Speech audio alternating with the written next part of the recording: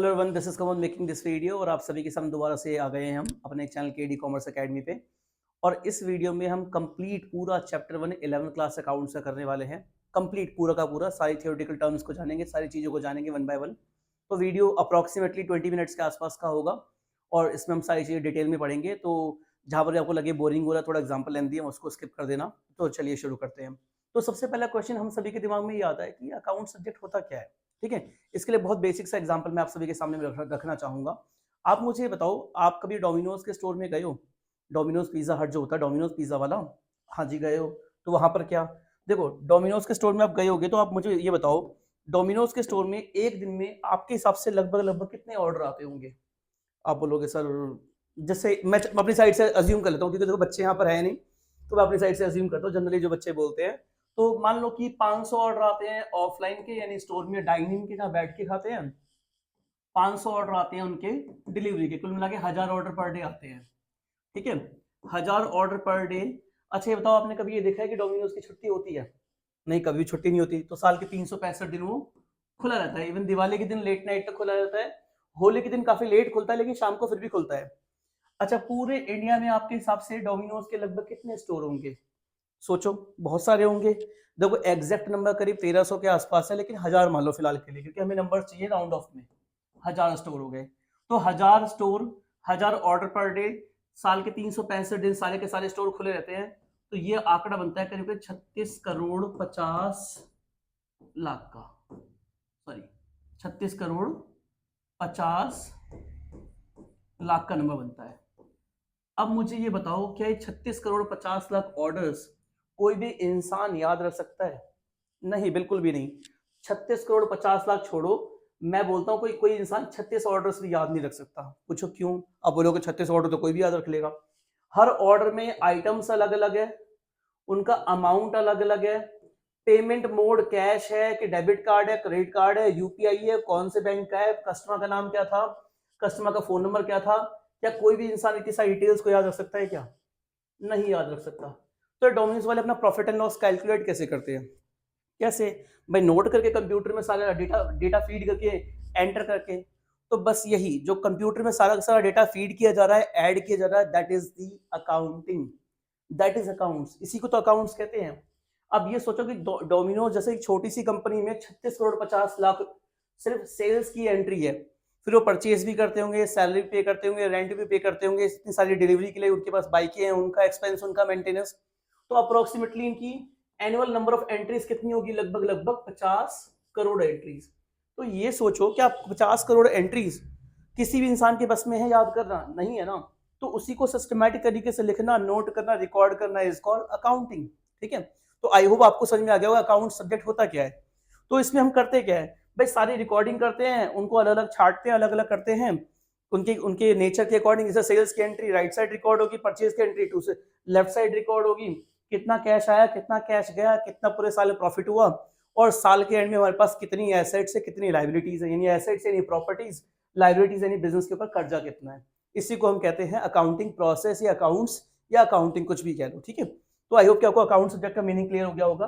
अब चलते हैं वन बाय वन स्लाइड्स पे। स्लाइड्स क्या कहती है, ये हमारी पहली स्लाइड है। Okay, so chapter 1 introduction to accounting, इसमें meaning, objective accounting, accounting, accounts की इंफॉर्मेशन के बारे में बात करेंगे। ठीक है, नेक्स्ट स्लाइड चलते हैं हम लोग। तो नेक्स्ट स्लाइड क्या कहती है?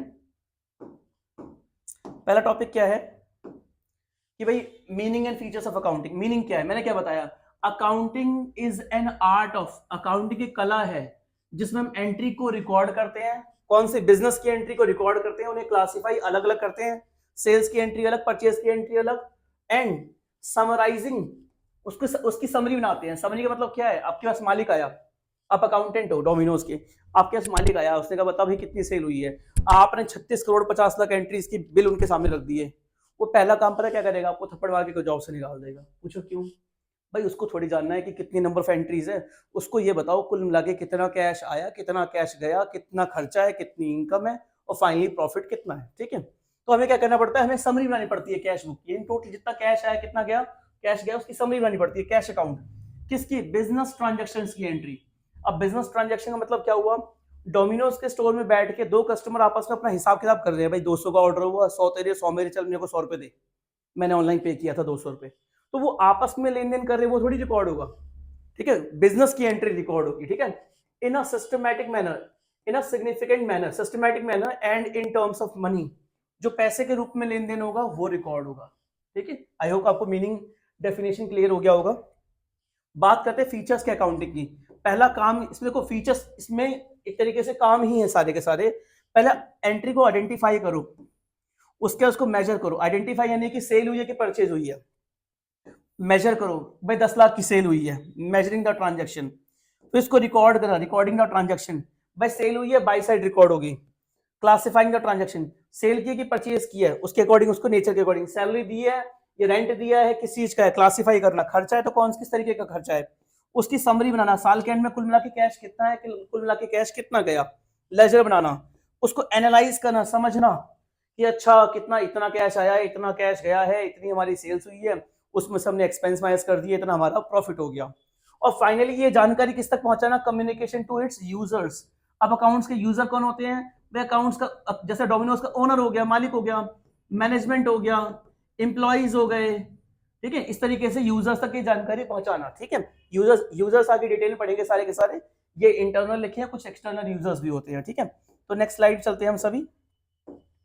नेक्स्ट स्लाइड किस बारे में है, नेक्स्ट स्लाइड हमारी है ऑब्जेक्टिव्स ऑफ अकाउंटिंग। ऑब्जेक्टिव का मतलब क्या होता है, अकाउंट्स करने का पर्पस क्या है, सिंपल सी बात है, डिस्कस किया ना, सारा कैश आना जाना रिकॉर्ड करना, प्रॉफिट निकालना, एसेट्स निकालना, लायबिलिटी निकालना, फाइनेंशियल पोजीशन निकालना, बिजनेस की औकात क्या होती है ये बताना।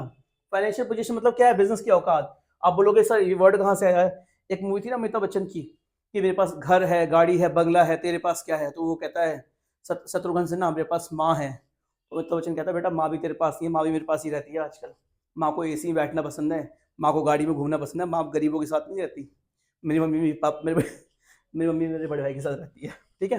ओके चलो आगे बात करते हैं, नो पर्सनल रोना धोना, ओके सॉरी फॉर दिस। तो औकात का मतलब क्या हुआ, कितना घर, कितना गाड़ी, कितना बंगला, कितना पैसा, कितनी property, that is called financial position in accounts, ठीक है। अकाउंट्स में से फाइनेंशियल पोजीशन कहते हैं, हिंदी में से औकात कहते हैं, ठीक है। इसे इकोनॉमिक्स में सोशियो इकोनॉमिक स्टेटस कहते हैं, ठीक है। सो maintaining accounting records, accounting record banana, profit and loss identify करना, डिटरमाइन करना फाइनेंशियल पोजीशन, बिजनेस की औकात कितनी है, एसेट्स कितनी है, लायबिलिटी कितनी है, मैनेजमेंट को गाइड करना, कौन सा डिसीजन लेना है, कौन सा डिसीजन नहीं लेना है।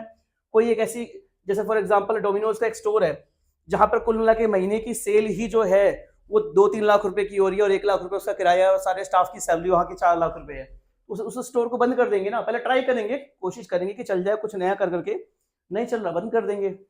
तो मैनेजमेंट को गाइड करना कि कौन सा स्टोर चलाना है, कौन सा स्टोर बंद करना है, ठीक है, कौन सा प्रोडक्ट रखना है, कौन सा प्रोडक्ट डिसकंटिन्यू करना है, ठीक है, इस तरीके से। Providing accounting information to users, repeated point, जो अकाउंट्स के यूजर्स है उन तक जानकारी पहुंचाना।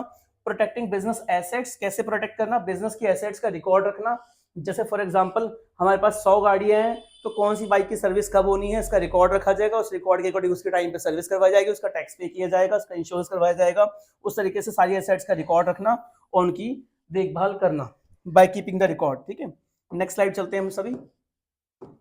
अगला है फंक्शंस ऑफ अकाउंटिंग। फंक्शंस मतलब क्या होते हैं, अकाउंट्स में क्या काम किया जाता है।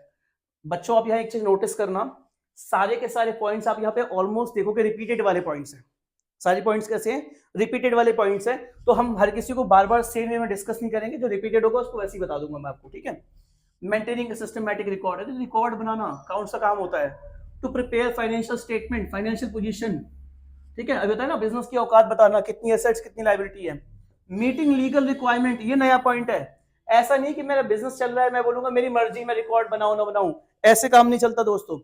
देखो अगर आपके ट्रांजैक्शन 20 लाख से ऊपर की है सारा लेन देन कुल मिला करके, तो आपको अकाउंटिंग रिकॉर्ड बनाना पड़ेगा ही पड़ेगा, ये लीगल रिक्वायरमेंट है, ये लीगल, ये ऐसा आपको इनकम टैक्स वाले उठा के ले जाएंगे, जीएसटी उठा के ले जाएंगे भाई साहब, तो लीगल रिक्वायरमेंट है अकाउंट्स बनाना, ठीक है। अगला क्या है, communicating the financial information to the users, repeated point, भाई अकाउंट्स की जानकारी उसके यूजर्स तक पहुंचाना। फैसिलिटेट्स कंपैरिजन, कंपैरिजन कैसे, भाई देखो ये प्रीवियस ईयर भाई मेरा प्रॉफिट इतना था, मेरा करंट ईयर में प्रॉफिट इतना है, प्रीवियस ईयर में मेरी एसेट्स इतनी थी, मेरी करंट ईयर में इतनी है, इसे कंपैरिजन कहते हैं। कंपैरिजन में हेल्प करना, मैनेजमेंट को गाइड करना, दोबारा मैंने बताया ना एक डोमिनोज का स्टोर है, जहाँ सेल्स होती है 2 लाख किराया है, 1 लाख सैलरी वाली देके 4 लाख का खर्चा है, तो उस स्टोर को बंद कर देना, ठीक है। गाइड करना, मतलब मैंने अकाउंट्स डिपार्टमेंट वाले नहीं बोलेंगे भी बंद कर दो, अकाउंट्स वाले मैनेजमेंट को बोलेंगे, सजेशन देंगे कि भाई इस स्टोर को बंद कर दो, या लॉस बहुत हो रहा है, ठीक है। नेक्स्ट स्लाइड चलते हैं हम लोग। एडवांटेजेस ऑफ अकाउंटिंग, भाई अकाउंट्स करने के बेनिफिट क्या है? फाइनेंशियल इंफॉर्मेशन, भाई जानकारी मिलती है फाइनेंशियल इंफॉर्मेशन की। दूसरा, मैनेजमेंट को गाइडेंस होती है। देखो रिपीटेड पॉइंट, रिप्लेस मेमोरी, मैंने बताया था ना 36 करोड़ 50 लाख तो बहुत दूर की बात है, मैंने पहले एग्जांपल बताया था। जिस बच्चे को ने वीडियो स्किप कर दी दोबारा जाके देखो एग्जांपल को, क्योंकि उसमें बताया गया है कि अकाउंट्स एक्चुअली सब्जेक्ट है क्या, क्यों पढ़ा जाता है, ठीक है। तो रिप्लेस मेमोरी, हम 36 करोड़ 50 लाख ऑर्डर्स को याद नहीं कर सकते, इसलिए हमारी मेमोरी को रिप्लेस किया गया अकाउंट्स के द्वारा, ठीक है, क्योंकि हम हर चीज नहीं याद रख सकते। एट प्रेजेंट तो हाल ही है, मैं अपना पर्सनल एक्सपीरियंस बता रहा हूँ। कई बार बच्चे कहते हैं सर मेरा नंबर ग्रुप में ऐड कर दो, जहाँ मैं पढ़ाता हूँ मेरी अकेडमी में, तो मैंने कहा अच्छा ठीक है नंबर बताओ। सर नंबर तो याद नहीं है, सर घर जा करके ना मिस कॉल मारूंगा या मिस कॉल मारूंगी आपके नंबर पे, तब नंबर सेव कर लेना। बच्चों का ये हाल है कि बच्चों को अपने नंबर तक याद नहीं है, अपने नंबर याद नहीं है, घर में एक आध का नंबर याद होता है, पापा या मम्मी का बस, और किसी का नहीं, और सहेली कभी कभी कभी ठीक है। तो मेमोरी को रिप्लेस कर दिया गया अकाउंट्स के द्वारा, हम चीजों को रिकॉर्ड कर लेते हैं। फैसिलिटेट कंपैरेटिव स्टडी, कंपैरिजन करना बताया ना, प्रीवियस ईयर करंट ईयर, या मैं अपना कंपैरिजन करूंगा किसी और अकेडमी वाले से, किसी और ट्यूशन वाले से, उसका कितना है हमारा कितना, उसकी एसेट्स कितनी हमारी एसेट्स कितनी, उसका सेल्स कितना हमारा सेल्स कितना, उसका प्रॉफिट कितना हमारा प्रॉफिट कितना। फॉर एग्जांपल मान लो कि भाई हमारे यहाँ पर भी एक और ट्यूशन वाला है जो हमारे नेबर में है, फॉर एग्जांपल उसकी भी फॉर एग्जांपल दे रहा हूँ, जज्बाती में तो ना एग्जांपल है, उसकी भी 20 लाख रुपए की सेल है, हमारी भी 20 लाख रुपए की सेल है, सेल के ना फीस कलेक्शन। अब उसका प्रॉफिट हो रहा है 10 लाख रुपए, हमारा हो रहा है 8 लाख रुपए। हम बोलेंगे जब सेल बराबर है, स्ट्रेंथ बराबर है, तो प्रॉफिट 8 लाख कम कैसे हुआ, ये 2 लाख रुपए का प्रॉफिट का डिफरेंस कैसे है, हमारे 10 लाख रुपए प्रॉफिट होना चाहिए। तो इसके लिए हम क्या कर सकते हैं, हम आइडेंटिफाई करेंगे कि इसकी वजह क्या है, कॉज क्या है, ठीक है। इसमें हमें अकाउंट्स हेल्प करता है कंपैरिजन में। Facilitates settlement of tax liability, जितना टैक्स बनेगा सरकार को पे करना पड़ेगा, उसमें हेल्प करी जाती है। फैसिलिटेट लोन, भाई लोन लेना है, बैंक वाला आपको लोन क्यों देगा, पहले बोलेगा अपने अकाउंटिंग रिकॉर्ड दिखाओ, प्रूफ दिखाओ कि कमाई होती है कि नहीं होती है, कितना टैक्स देते हो, उसके हिसाब से लोन देंगे आपको। एविडेंस इन कोर्ट, मैंने बोला फॉर एग्जांपल मैं ही गलत हूँ, मैंने बच्चे बोला ओए तूने फीस दे दी, खड़े हो, फीस दे तूने नहीं दी, चल निकल। बोलेगा सर एक सेकंड, सर ये देखो फीस स्लिप देखो, सर ये देखो आपने खुद साइन करके दिया, देखो सिग्नेचर ऑफ डायरेक्टर, मैंने इस दिन फीस पे करी है। और मान लो मैं मुकर जाऊं, मैं उनको मैं तो नहीं मानता, मैं तो नहीं मानता, तो उसमें होगा क्या, वो बोलेगा सर ये फीस रिसिप्ट नंबर है 515, अपने डायरी में चेक करो, मेरी डायरी में चेक किया जाएगा, उसकी डुप्लीकेट कॉपी निकल आएगी, हाँ भाई उसने फीस पे करी है, ठीक है। Evidence in court. Facilitate sale of business, business कितने का बेचा जाएगा, इसमें भी हमें हेल्प करता है अकाउंट्स, क्योंकि वो बिजनेस की फाइनेंशियल पोजीशन, औकात, एसेट्स, वैल्यू बताता है। Assistance in the event of insolvency, अगर कोई बिजनेस बर्बाद हो जाए तो कितने एसेट्स है उसको बेचे, कितना पैसा आया, और किस किस लाइबिलिटी वालों को पे करना है। ये 12th क्लास में चैप्टर बी है डिसोल्यूशन, तो उसमें अकाउंट्स में हेल्प करता है। Helpful in partnership accounts, partnership accounts में कैसे हेल्प करता है अकाउंट्स, भाई दो पार्टनर है, पहले हमने डिसाइड कर लिया, पार्टनरशिप डीड बना ली, एग्रीमेंट, आपने सुना होगा बिजनेस स्टडीज में कि तू इतना पैसा लगाएगा, मैं इतना लगाऊंगा, तेरा इतना काम रहेगा, मेरा इतना काम रहेगा, प्रॉफिट तू इतना लेगा, मैं इतना लूंगा, हाफ ऑफ डिवाइड करेंगे, 30-40 डिवाइड करेंगे, इस तरीके से, ठीक है। नेक्स्ट चलते हैं, लिमिटेशंस ऑफ अकाउंटिंग। देखो हर लिमिटेशन मतलब क्या है, कमियां, खामियां, कहां पर अकाउंट्स कामयाब नहीं है, कमियां। मेरी हिंदी कुछ खास अच्छी नहीं है, देखो आज हाल ही हो गया, देखो मैं खुद हिंदी मीडियम से पढ़ा हुआ हूँ, लेकिन आज मेरी खुद की हिंदी कुछ खास नहीं है, प्रैक्टिस आउट हो चुकी है इसलिए थोड़ा सा। तो बिजनेस अकाउंट्स की कमियां क्या है, खामियां क्या है, समस्या क्या है अकाउंट्स के साथ। Accounting is not fully exact, क्यों भाई, मैंने बताया ना अभी, डोमिनोज जैसी छोटी सी कंपनी में 50 करोड़ ट्रांजैक्शन है एनुअल, तो सही कैसे सकती है, कुछ ना कुछ कमी गलती तो रही जाएगी, ठीक है। अकाउंटिंग इग्नोर्स क्वालिटेटिव एलिमेंट्स, जैसे एग्जांपल मेरे पास 500 एम्प्लॉइज हैं, क्या ये अकाउंट्स में रिकॉर्ड होगा, हाँ जी होगा, सैलरी दी जाती है उनको, नंबर ऑफ एम्प्लॉइज, लेकिन इसमें से 100 कामचोर है, शिरकर है, कामचोर, शिरकर कहते हैं कामचोर को, 100 एम्प्लॉइज शिरकर है, कामचोर है, क्या ये रिकॉर्ड होगा, नहीं। अकाउंट्स क्वांटिटी रिकॉर्ड करता है, क्वालिटी को रिकॉर्ड नहीं करता। किसको रिकॉर्ड करता है, it records quantity, it records quantity not quality, okay.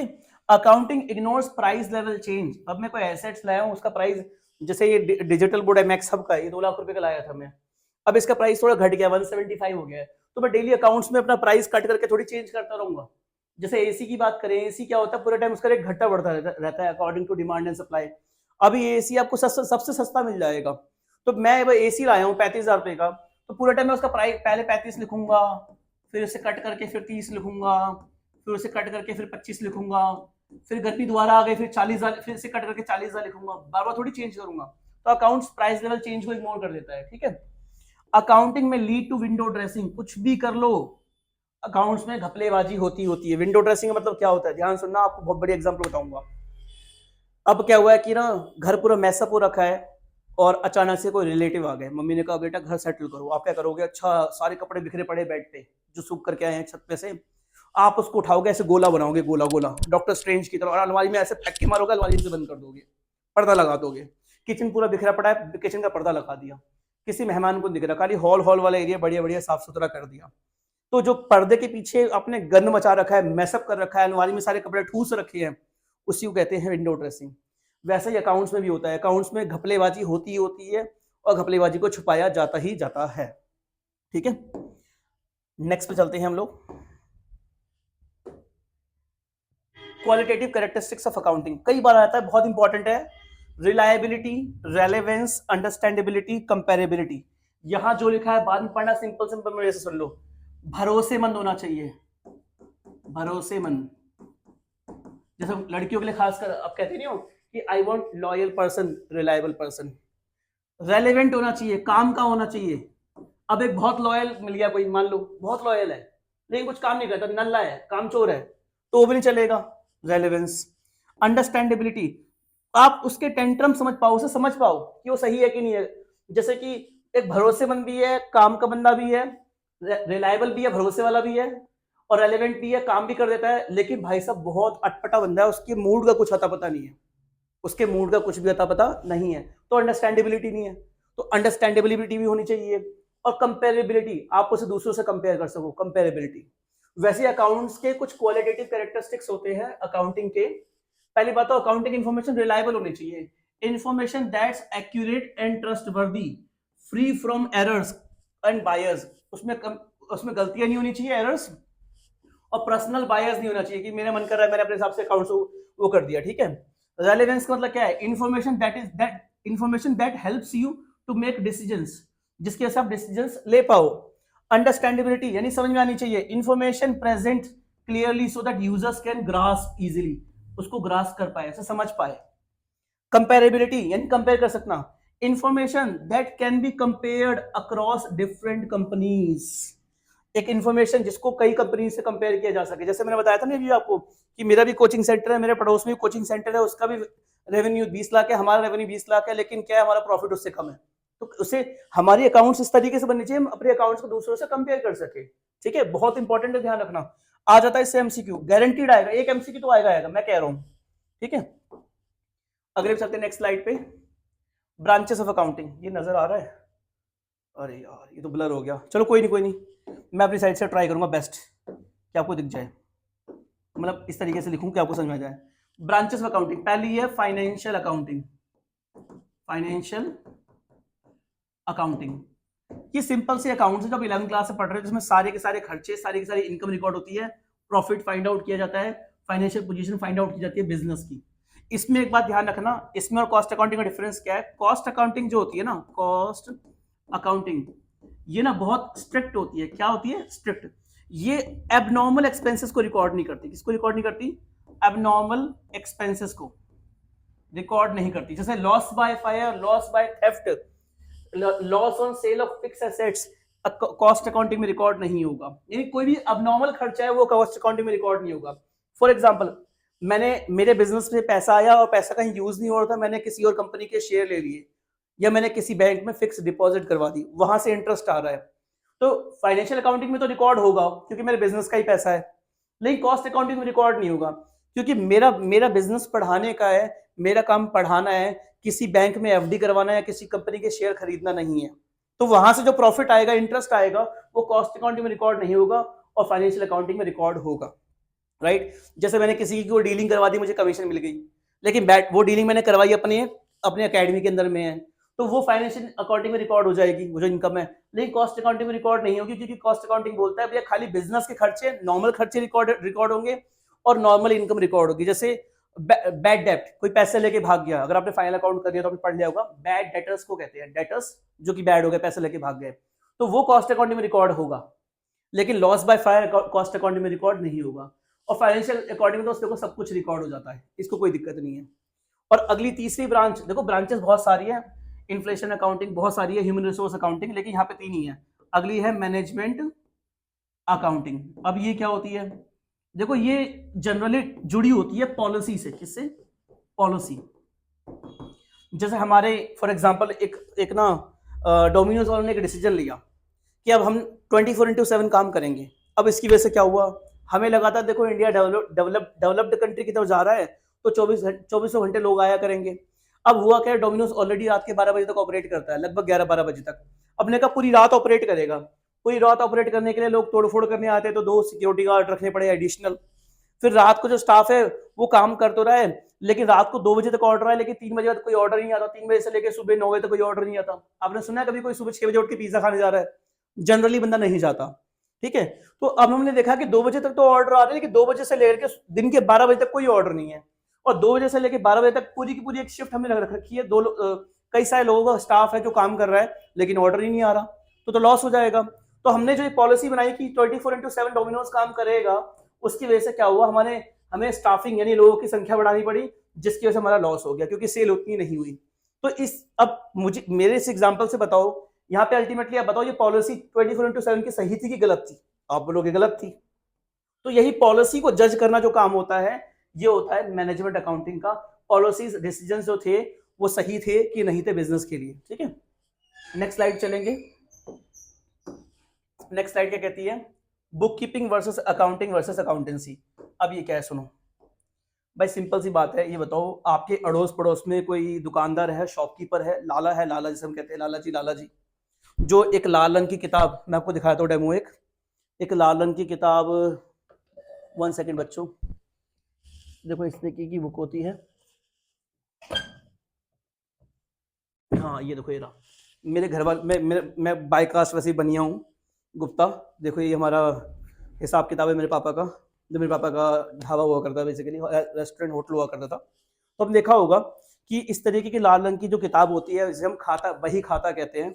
इसमें जो हम अकाउंटिंग रिकॉर्ड बना रहे हैं, जो ज्यादा सिस्टमैटिक नहीं है, किसी एक बंदे को उधार दिया, उसका नाम लिखा, उसके सारा जो टोटल बना नोट लिखी दी और महीने के एंड में उससे पैसे ले लिए, ये कहलाती है बुक कीपिंग। क्या कहलाती है ये?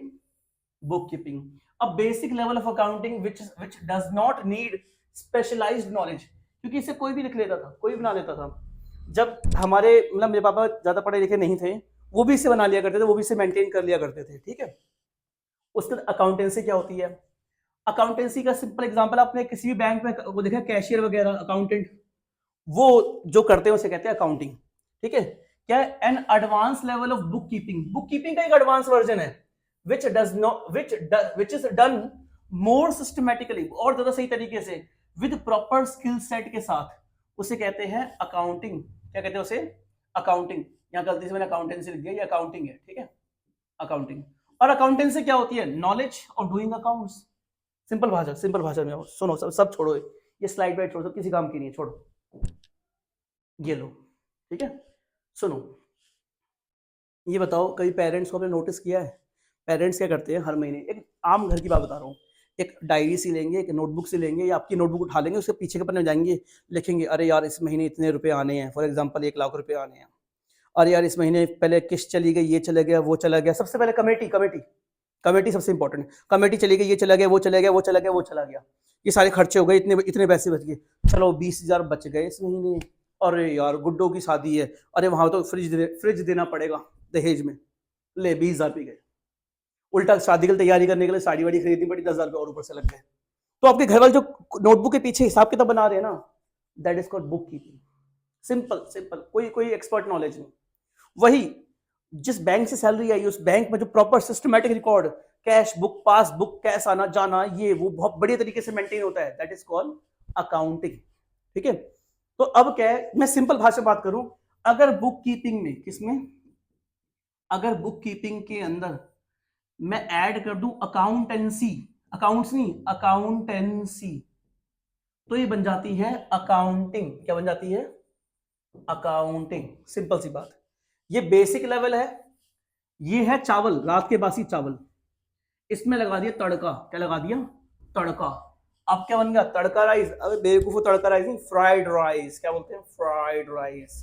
आजकल चलता है ना चिकन फ्राइड राइस, ये फ्राइड राइस। रात के बासी चावल ही तो होते हैं वो, उन्हीं को भूज भाज देते हैं। और बासी चावल का अच्छा लगता है, ताजे वजह का बढ़िया नहीं लगता। ठीक है। So book keeping basic level of accounting है। जब इसमें हम नॉलेज ऐड कर देते हैं, क्या ऐड कर देते हैं? नॉलेज। किसकी नॉलेज? अकाउंट्स करने की नॉलेज, तो बन जाती है अकाउंटिंग। क्या बन जाती है? अकाउंटिंग। ठीक है। आई होप क्लियर हो गया होगा। इससे इजी एग्जांपल, हाँ क्या पता कोई दे दे। I am not the best but try to be best, striving to be best. आपका सपोर्ट चाहिए बस, आप सपोर्ट कर दोगे तो हो जाएगा। ठीक है, नेक्स्ट स्लाइड चलते हैं। चलो, यूजर्स ऑफ अकाउंटिंग। अरे बहुत सिंपल टॉपिक है यार, बहुत सिंपल। ये बताओ तुम्हारे घर में कौन कौन आ सकता है? जी सर आप आ सकते हो। अरे यार परमानेंट रहने के लिए किसको अलाउ कर दो? मेरे थोड़ी अलाउ करोगे? जाऊंगा चाय पानी पिलाओगे, चाय पीऊंगा, नमकीन खाऊंगा, फिर बोलोगे अरे निकल क्यों नहीं रहा मोटा, बैठ गया जम करके यहाँ पे, क्या शिकायत करने के लिए आए? है ना, बोलोगे ना। तुम्हारा घर तुम्हारा है, उसके यूजर कौन कौन है? तुम्हारे मम्मी पापा, तुम्हारे भाई बहन, तुम्हारे दादा दादी, बस। चाचा चाची भी नहीं, मामा मामी भी नहीं, बुआ फूफा मौसा कोई भी नहीं। ठीक है, सिर्फ आप, आपके डायरेक्ट रिलेशन में कौन कौन? आपके मम्मी पापा, दादा दादा दादी, आपके भाई बहन, बस। वैसे अकाउंट्स के यूजर है। तो आप जो आपके घर वाले रहे, घर वाले कौन? घर वाले वो अंदर के बंदे हुए कि बाहर के बंदे? जो घर के अंदर के बनते हैं, these are the internal users. और मैं आपके घर में चला गया एक दिन रहने के लिए या किसी काम से मिलने के लिए, मैं हो गया एक्सटर्नल यूजर्स। वैसे अकाउंट्स की जानकारी किस किस को चाहिए? मैनेजर को चाहिए, ऑफिसर को चाहिए, इंटरनल ऑडिटर को चाहिए, सेल्स स्टाफ को चाहिए, बजट ऑफिसर को चाहिए, कंट्रोलर को चाहिए, ओनर्स को भी चाहिए। किसको चाहिए? ओनर्स। जॉइंट स्टॉक कंपनी है, अगर बिजनेस स्टडीज में ध्यान से पढ़ा होगा तो शेयर होल्डर्स होते हैं। ठीक है। अगर वो प्राइवेट कंपनी है या सिंगल ओनर कंपनी है तो मालिक, उसको भी चाहिए जानकारी। बाहर कौन कौन होते हैं? लेंडर्स, उधार देने वाले। कौन? Share holders. शेयर होल्डर वैसे एक्सटर्नल इंटरनल होते हैं मेरे हिसाब से तो यार, ओनर होते हैं क्योंकि वो। सरकार को चाहिए, सरकार को किस लिए चाहिए? आपसे टैक्स लेगी। कंज्यूमर को चाहिए, क्यों? क्योंकि ये जानने के लिए कितना पैसा कमाते हो। External auditors, customers, researchers. कौन हो गए? रिसर्चर्स। जैसे कि मैं कर रहा हूँ पीएचडी तो मैं एक रिसर्चर हूँ। रिसर्चर्स को रिसर्च करने के लिए कि भाई क्या चल रहा है ऑर्गेनाइजेशन में, कितना प्रॉफिट हो रहा है, कितनी सेल्स हो रही है, कितना क्या क्या हो रहा है। राइट, ये हो गया यूजर्स ऑफ अकाउंटिंग, बिल्कुल आपके घर की तरह। आई होप की लास्ट है, नहीं सेकंड लास्ट के बाद एक और है। हाँ मान जा यार, देखो कितना कितना नाराज है। मान जा, हाँ हाँ हाँ मान गया, शाबाश। देखो सिस्टम्स ऑफ अकाउंटिंग, अब आपको समझ में आ जाएगा। सिंगल एंट्री सिस्टम जो कि बुक कीपिंग के अंदर होता है। कहाँ होता है? बुक कीपिंग के अंदर। इसमें कोई डेबिट क्रेडिट डुअल एस्पेक्ट नियम फॉलो नहीं होता। डुअल एस्पेक्ट प्रिंसिपल पढ़ रखे हैं ना चैप्टर 3 में। हर एंट्री के दो इफेक्ट होते हैं। जैसे हमने फर्नीचर खरीदा तो फर्नीचर नाम की एक एसेट्स आ गई, कैश नाम की एक एसेट्स चली गई। ठीक है, तो ऐसा इसमें कुछ नहीं होता है, सिंगल एंट्री सिस्टम है। सिंपल सी बात है, फर्नीचर आ गया जी, कैश चलेगा जी। कोई एक चीज, फर्नीचर आना रिकॉर्ड होगा, कैश वैसे जाने का अलग से रिकॉर्ड नहीं होगा। ठीक है। A method of maintaining accounting records in which dual aspect principle is ignored. Dual aspect principle follow नहीं होता। Example book keeping.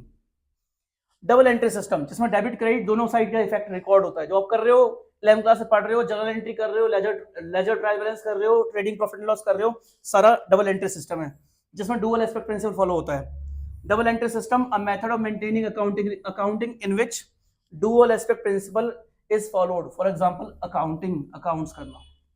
ठीक है। सो आई होप कि आपको सभी को क्लियर हो गया होगा, वीडियो समझ में आ रही होगी। अगर समझ में आ रही है तो लाइक करो, शेयर करो, सब्सक्राइब करो, सपोर्ट करो।